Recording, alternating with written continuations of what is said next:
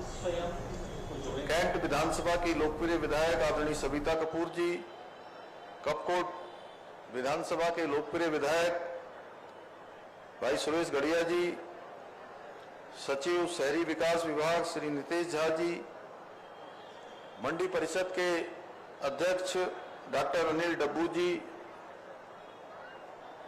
खेल परिषद के श्री हेमराज बजरंगी जी, श्री विशाल मिश्रा जी, नमामि बंसल जी एवं सभी हमारे अधिकारीगण, सभी हमारे पार्षदगण और इस कार्यक्रम में पधारे हमारे सभी महानुभाव। आदरणीय कैलाश जी, आप वहां ऊपर आ जाइए, एक कुर्सी दीजिए इनको भी। सभी महानगर देहरादून के आए हुए सभी भाइयों एवं बहनों, हमारे छात्र एवं छात्राएं, मीडिया के हमारे सभी मित्र, मैं सबसे पहले तो आज के प्रातःकालीन इस स्वच्छ उत्सव के अवसर पर आप सबके आने के लिए, आप सब बड़ी संख्या में यहां पर पधारे हैं, इस कार्यक्रम में आप सहभाग कर रहे हैं, मैं अपनी ओर से आप सभी का स्वागत करता हूं, आप सबका अभिनंदन करता हूं। आज हमारे लिए बहुत शुभ दिन है। आज हमारे देश के यशस्वी प्रधानमंत्री, जिन्होंने अपने जीवन का एक एक पल और एक एक क्षण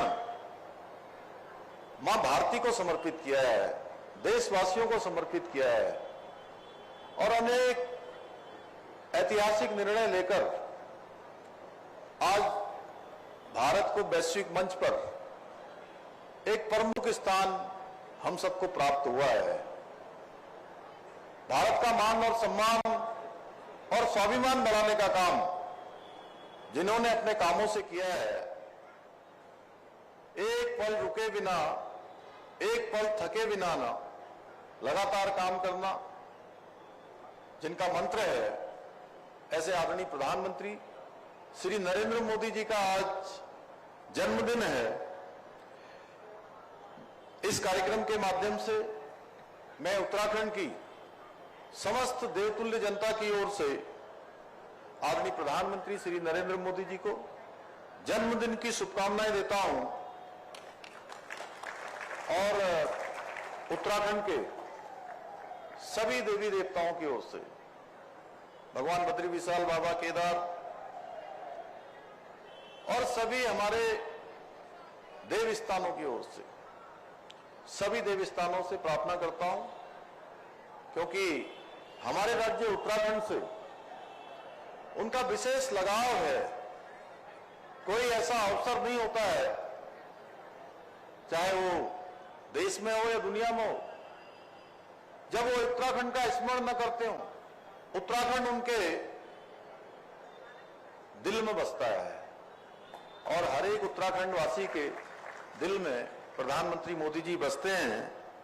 इसलिए मैं भगवान से प्रार्थना करूंगा कि उनका नेतृत्व लंबे समय तक, दीर्घ काल तक हमारे देश को, हमारे राज्य को मिलता रहे। साथ ही आज विश्वकर्मा पूजन भी है। मैं प्रदेशवासियों को निर्माण और सृजन के प्रतीक भगवान विश्वकर्मा जी की जयंती की भी शुभकामनाएं देता हूं।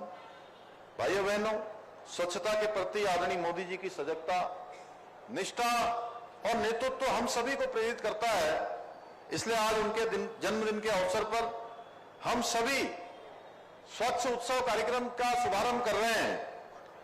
ये स्वच्छ उत्सव कार्यक्रम 2 अक्टूबर तक संपन्न होंगे और इस दौरान हम सभी, चाहे वो हमारे सरकारी विभाग हो, चाहे वो हमारे जनप्रतिनिधि हों, आम जनता के लोग हों, हमारे विभिन्न विभागों में काम करने वाले हों या हमारे विद्यालयों के छात्र छात्राएं हों, इस वर्ष हमको एक बड़ी आपदा का सामना करना पड़ रहा है। 5 अगस्त धराली से यह आपदा शुरू हुई थी और उसके बाद पूरे प्रदेश के अंदर कोई ऐसा जनपद नहीं है जो आपदा से ग्रस्त न हो। और आप सब लोगों ने कल ही देखा कि देहरादून और देहरादून के आसपास एक बड़ी तबाही इस आपदा में हुई है। भाइयों बहनों, हमको यहां ये स्वच्छ उत्सव कार्यक्रम, सेवा पखवाड़ा पूरे राज्य के अंदर हम सब लोग इसको आगे बढ़ाएंगे। वहीं हमारा विशेष फोकस रहेगा कि जो आपदा पीड़ित हैं, जो आपदा में जिनको बड़ी हानि हुई है, बड़ा नुकसान हुआ है, अपने स्वजनों को जिन्होंने खोया है, उन सब के बीच जाकर उनको हर प्रकार से सहायता करना, ढांढस बंधाना, उनके साथ खड़ा होना, यह भी हमारा आदरणीय प्रधानमंत्री जी के जन्मदिवस से शुरू हो रहे इस पखवाड़े का मुख्य ध्येय रहेगा। हम सभी परिचित हैं कि किस प्रकार आदरणीय प्रधानमंत्री जी ने स्वच्छ भारत मिशन, एक ऐतिहासिक और दूरदर्शी मिशन ने भारत को स्वच्छता के नए आयामों पर पहुंचाया है। ये महोत्सव केवल एक कार्यक्रम नहीं है, एक संकल्प है, एक आंदोलन और आने वाली पीढ़ियों के लिए एक सुरक्षित भविष्य का वचन है। इसलिए भारत में स्वच्छता केवल सफाई का कार्य नहीं है, बल्कि यह हमारे संस्कार और जीवन शैली का हिस्सा है। आदरणीय प्रधानमंत्री जी का स्वच्छ भारत, स्वस्थ भारत का सपना, और आज हम सब मिलकर उस सपने को साकार करने के मार्ग पर आगे बढ़ रहे हैं। हमारा उत्तराखंड भी स्वच्छता के मामले में सराहनीय प्रगति के साथ आगे बढ़ रहा है। हाल ही में राष्ट्रीय वायु कार्यक्रम एनकैप के अंतर्गत भारत सरकार द्वारा घोषित किए गए स्वच्छ वायु सर्वेक्षण के परिणामों में नगर निगम देहरादून को देश में 19वां स्थान प्राप्त हुआ, जो पहले से बेहतर है। यह निश्चित ही हम सभी के लिए गर्व की बात है कि हम अपने शहर को राष्ट्रीय स्तर पर साफ सुथरा और प्रदूषण मुक्त बनाने में कामयाब हो रहे हैं। इसके साथ ही देश के स्वच्छ शहरों में नगर निगम देहरादून द्वारा विगत स्वच्छता रैंक में सुधार लाते हुए 62वां स्थान प्राप्त किया गया, जो सराहनीय है। इस रैंकिंग को अभी हमने जो शपथ ली है, उस शपथ को चरितार्थ करते हुए, धरातल पर उतारते हुए और हमें बेहतर बनाना है। आज देहरादून शहर की सफाई व्यवस्था को बेहतर और सुदृढ़ बनाने के लिए नगर निगम देहरादून द्वारा हर संभव प्रयास किए जा रहे हैं। अब तक राज्य में करीब 6 लाख से अधिक शौचालय विहीन परिवारों के लिए शौचालय का निर्माण किया जा चुका है।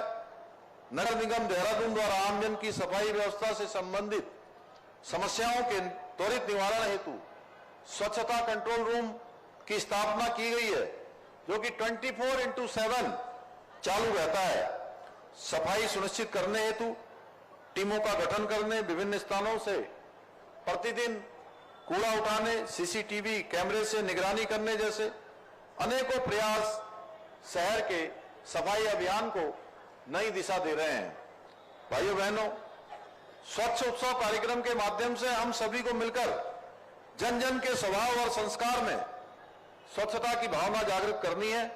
इसके साथ ही हम सभी को अपने अपने स्तर पर शहर और गांव को भी साफ सुथरा रखने का प्रयास करना होगा। इसलिए मैं आप सभी से ये कहना चाहूंगा, इसे केवल एक सरकारी अभियान के रूप में न देखें, बल्कि इसे अपने जीवन का, अपनी दिनचर्या का एक अभिन्न हिस्सा बनाएं। भाइयों बहनों, स्वच्छता और पर्यावरण दोनों को स्वच्छ रखने के लिए साफ सफाई जितनी जरूरी होती है, उतना ही जो हमारे पेड़ पौधे हैं उनका संरक्षण भी है।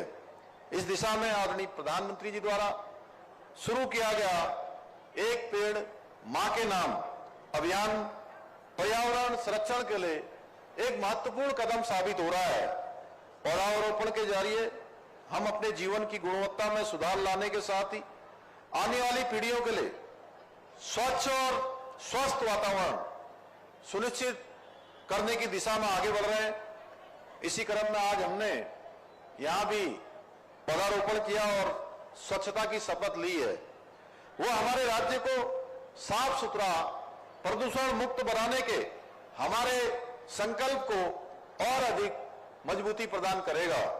आज के इस अवसर पर मैं आप समेत सभी प्रदेशवासियों से यह आह्वान करता हूं कि आइए हम सभी मिलकर अपने आसपास की सफाई की जिम्मेदारी लें और एक स्वच्छ एवं स्वस्थ उत्तराखंड बनाने के लिए विकल्प रहित संकल्प को साकार करने में सरकार का इसी प्रकार सहयोग करें। बताइए, आप सभी लोग जो आज हमने शपथ ली है उसको आगे बढ़ाएंगे? उधर के बच्चों की आवाज नहीं आ रही, पीली टी शर्ट वाले सब बढ़ाएंगे इस स्वच्छ कार्यक्रम को, स्वच्छता के? वाह, सभी साथ देंगे ना? चलिए, आप सभी स्वच्छता को अपनाएंगे और अपने आसपास सफाई रखेंगे ना? चलिए, आप सभी का उत्साह देखकर मुझे पूरा विश्वास हो गया कि हम सभी मिलकर अपने शहर को और अपने प्रदेश को स्वच्छ बनाने में अवश्य सफल होंगे। इन्हीं शब्दों के